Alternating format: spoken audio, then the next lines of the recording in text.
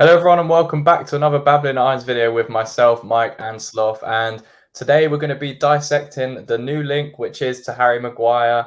He's just been stripped of his captaincy at Man United, so it looks like a potential exit for him is probably going to happen. So, of course, West Ham get linked to him as soon as that's done. And yeah, it looks like the figures are kind of being quoted at around 25 to 40 million, but Sky Sports put out that we're interested in signing the Manchester United defender. And yeah, I think we've been linked to him a little bit before. And he kind of stated, or it was kind of rumored that he thought he was maybe a bit above us, and maybe thought he could try and compete at Man United. But it just looks like he's going to be going. It looks like he's not in Ten Hag's plans. So, initial thoughts on the links, guys, before we kind of break down the statistics and the actual price tag that it would be, because he's still an England international. He's 30 years old, a lot of experience in the Premier League. Would it be a good signing? Do you like Harry Maguire? Let's just get your initial thoughts. Go on, Sloth. So I kind of think that he is a very good centre back in a system that suits him. I think when we sit deep, we will probably see the best Harry Maguire. And if we were to buy someone like Edson Alvarez, who drops deep, I said this about Maguire as well. It allows those two centre backs to have a bit more freedom, get forward, and utilise their sort of athleticism and ability on the ball. I just think the wages and the money involved are the big problem. And there's no way in hell that we should be paying him 200 grand a week. He's not done anything to show that he's worth that amount of money. I don't care how good he is or was for England. He didn't win anything. So, in my opinion, that kind of makes any sort of contract wage demand irrelevant. Especially when you are, out of favour, your attitude's perhaps up for question. It's not something that people like to talk about, but I think if you're talking about a player who's getting in scraps abroad for whatever reason, I think if that was Scamacca doing that, or if it was say, even if it was Rice, I think it might be portrayed a little bit differently. So for me, if it was a loan, I think it'd be a really, really good loan. And if it was, say, £12 million, I think fair enough. But it looks like it's going to be a lot more than £12 million. I think that's the issue here. If it's anything more than 15, avoid at all costs. It's shocking business when there's so many good options out there. Mike, what's your opinion on Harry Maguire as a player? Not kind of considering the price tag, because we're going to discuss that after, but as a player, do you think he would suit the Moyes system if he kind of came into West Ham? And B, do you think it would probably mean we'd switch to a back three rather than playing a back four? I think that's the important point, right? It's easy to say he suits a Moyes system. That's predicated on the fact that we're going to play a really low block, a deep defensive line, and we're not going to look to build directly off of the centre-backs. Harry Maguire isn't a bad or terrible player. He's proven that for England. But for England, he plays in the centre of a back three where ultimately he's not always used as the kind of the point to build out from. And when he has made mistakes. The game against Germany, I think, is a prime example where Muslera took the ball off him and then gave away a penalty because it was just incredibly sloppy all around. I think what we've seen in Maguire over the last probably 2 years is his level of concentration has started to dip quite considerably, and playing out from the back, he's become far more uncomfortable. Do you think that comes with the pressure of playing for such a big club like Man United? Do you think that would change under West Ham? I think that's a bit of a cop-out. If that mistake's there in them in a high-pressure environment, it's going to be in them in any environment. It's the pressure of playing for Man United.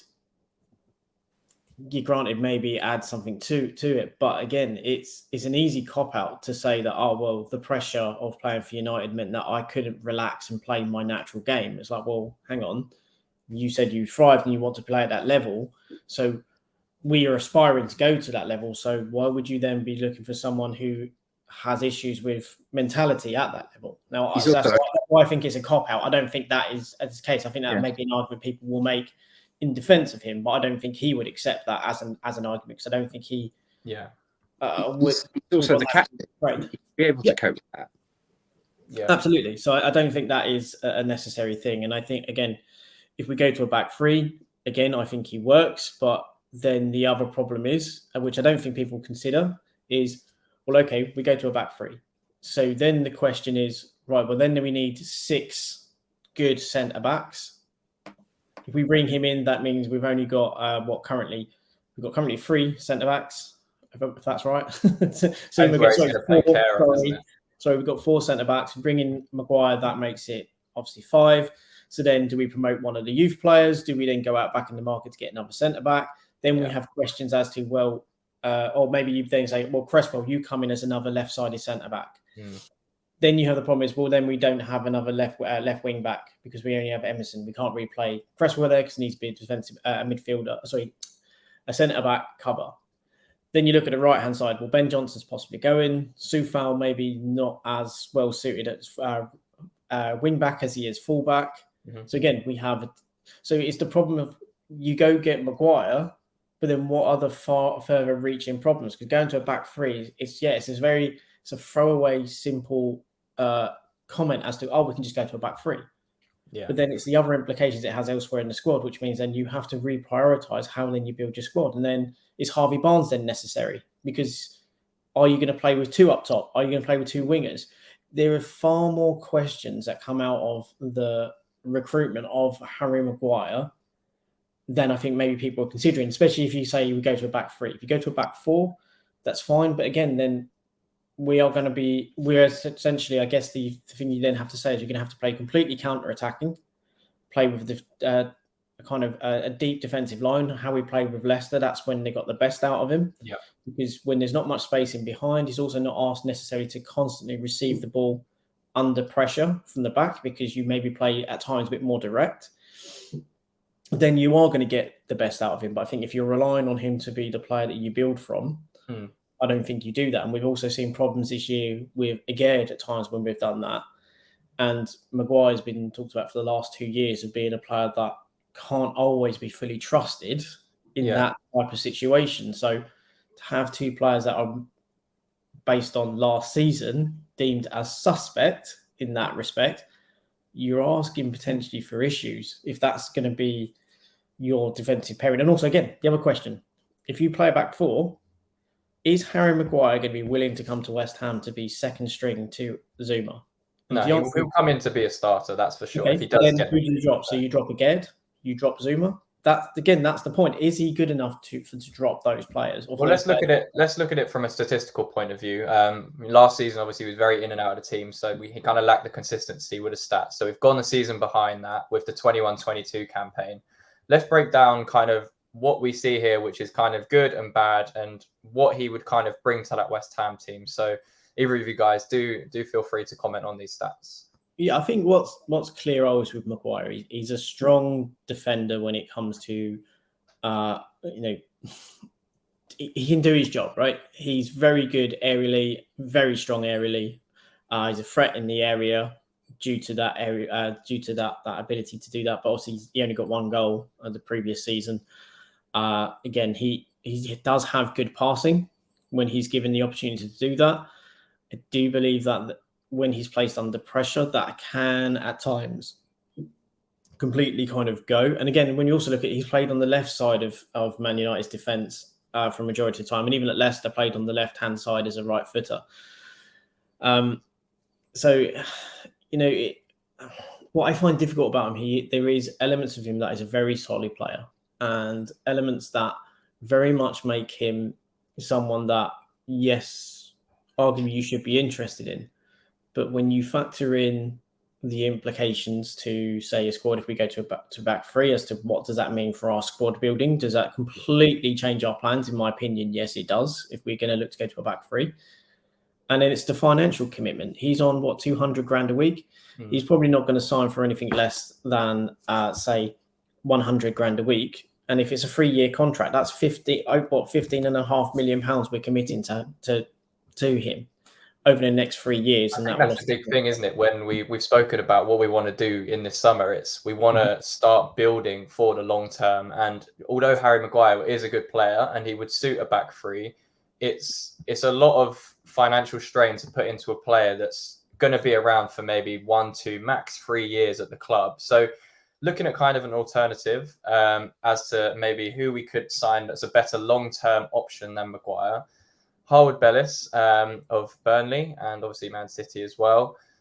Sloth, talk to me about Harwood Bellis and what you kind of like about him and why you'd maybe favour this move over someone like Maguire.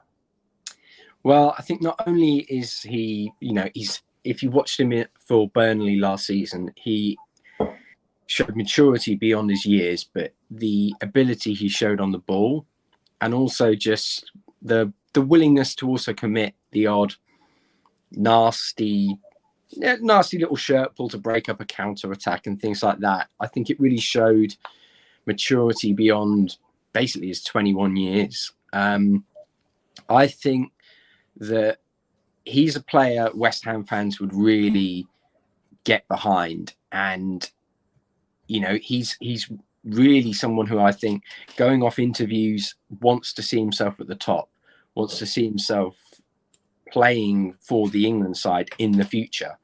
And that's the sort of mentality we want. We want to move away from this sort of idea of we're signing an England international and move towards people who are, competing for a place long term. And his natural ability, I think, is what really sets him apart. He reads the game really well. So he can pick up a loose ball, or he can just time his tackle perfectly. In terms of aerial, he's not quite as tall as Maguire. I think he's about 6'2", but he's really strong in the air. And it's his ability to not only kind of break up the play, but once he wins the ball back, retain the possession for his side, I think is what really kind of excites me as a prospect who, let's make it really clear, he's been linked with a £15 million move. And yeah, that would probably mean City put in some sort of sell-on fee or buyback clause. But let's face it, they're Manchester City. If they want a player, they'll go out and get them. And as we kind of see with Lavia, they're not looking at him to buy back yet. He walks into our first team at the moment. So if they're not looking at buying a player of that quality, they probably aren't going to be looking at him again. They're probably going to be looking at a Vardiol or someone like that to take them forward. I think it would be a really good. I think we need to start doing these kind of smarter signings and planning. Again, we've said it so many times, planning for the future, because Maguire's a good player. He would be a good addition to the squad, but for the price tag that's being quoted, I think 40 million is what they're kind of asking for, which is ridiculous.